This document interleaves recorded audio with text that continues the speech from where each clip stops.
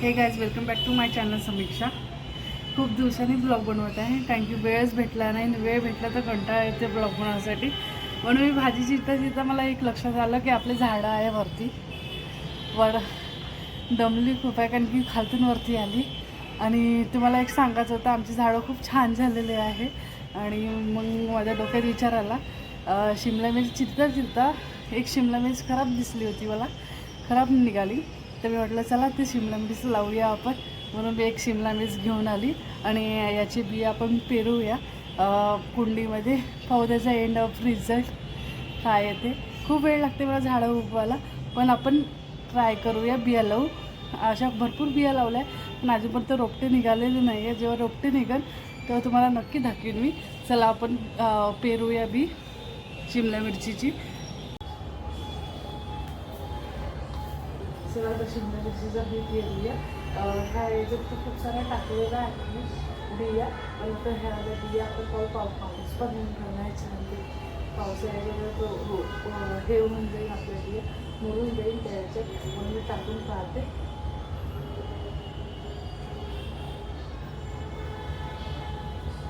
पहिले इथल्या बिया काढून घेतल्या मी हातात छानपैकी, आणि ही जी काळी आहे ना त्या काळी मी खोदून घेते।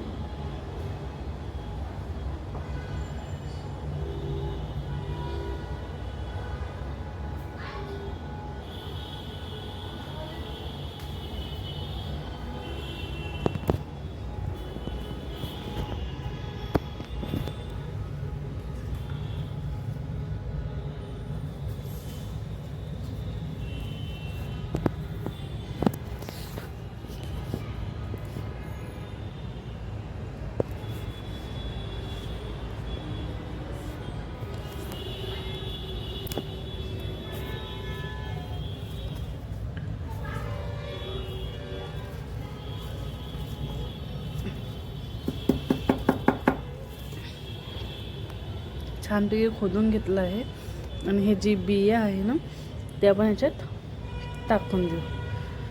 म्हणजे ह्या बिया जेवढ्या होत्या तेवढ्या बिया मी टाकून दिल्या। आणि ही जी बिया बघू शकता, आणि ही माती मी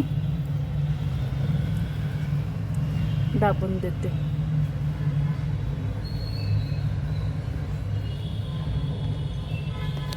बघू शकता इथे माझं धोप्याचं पण झाड लागलं आहे छानपैकी। हे एक कमेंटमध्ये सांगा नाही कशाचं झाड आहे, मला माहीत नाही याचं कशाचं झाड आहे म्हणून।